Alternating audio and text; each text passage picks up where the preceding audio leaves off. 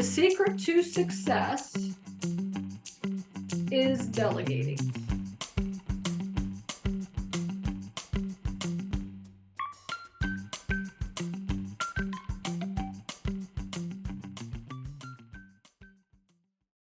So then you negotiate it, you go back and forth, you negotiate with the owner, and then finally you get it under contract, right?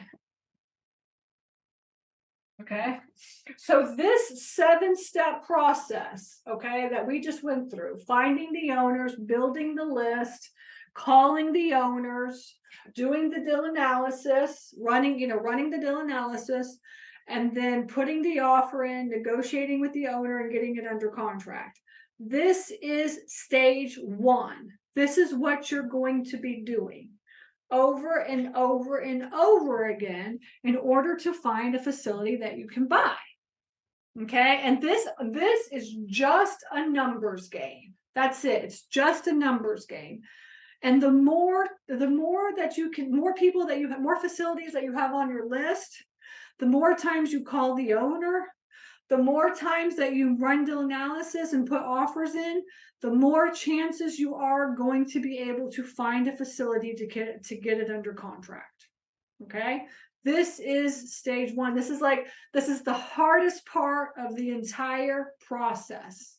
Okay, and so this is a grind. We talk about real estate. It's like, I gotta grind. I'm grinding, and I'm like, I'm tired of grinding. So I'm tired of grinding. I don't want to grind anymore. All right, I'm done grinding. All right, so I hire virtual assistants to do this. I hire virtual assistants to do all this. That is the secret sauce.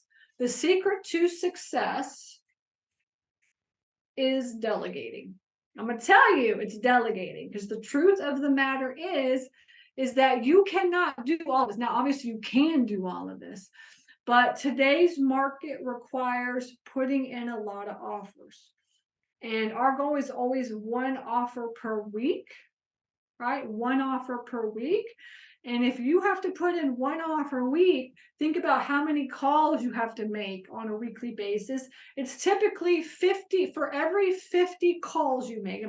For every 50 owners that you talk to, 1 is going to want an offer. It's not how many calls you make. It's how many owners that you talk to. It's a 50-to-1 ratio. Okay. And so, because you're just cold calling. Okay, so obviously it takes a little bit more effort and work on the front end, but the truth is that when you go directly to the owners, you just have so much more leverage on, really. And see, what happens is that when you're doing Crexi, LoopNet, and MLS, the broker already got a hold of them.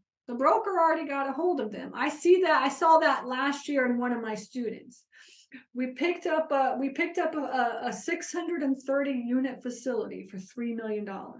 We ran the numbers and it was worth $6 million. I was like, you got to buy this facility. And then she took it from 300,000. That's my dog if she keeps coughing. We took it from $300,000 to $450,000 a year annually. Okay.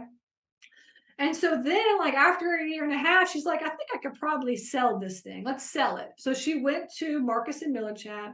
They said, we can sell this thing for $7.2 million. All right. And I was like, $7.2 million? It's crazy. And they're like, yeah, that's how the market is. It's crazy right now. And this was like last time. This was like August of last year. So the market was still a little bit crazy.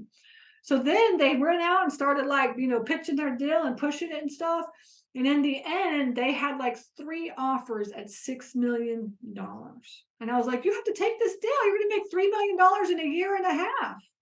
And you know what she did? She didn't take the deal because she had $7.2 million stuck in her mind that that's what she was going to make on the deal. Okay, I'm telling you, that is exactly the same story.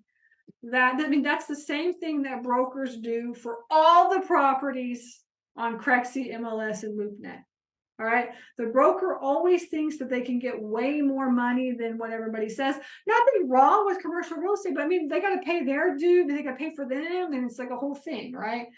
So, so that deal, I mean, just think about it. Like that deal, if it went directly to the owner, what would the owner sell it for? So, like my student that just picked up this $2.3 million deal, he knows the property is valued at $3.8 million because he has the appraisal that shows that. Right. And he still sold it for $2.3 million to us because first, he really liked Rick.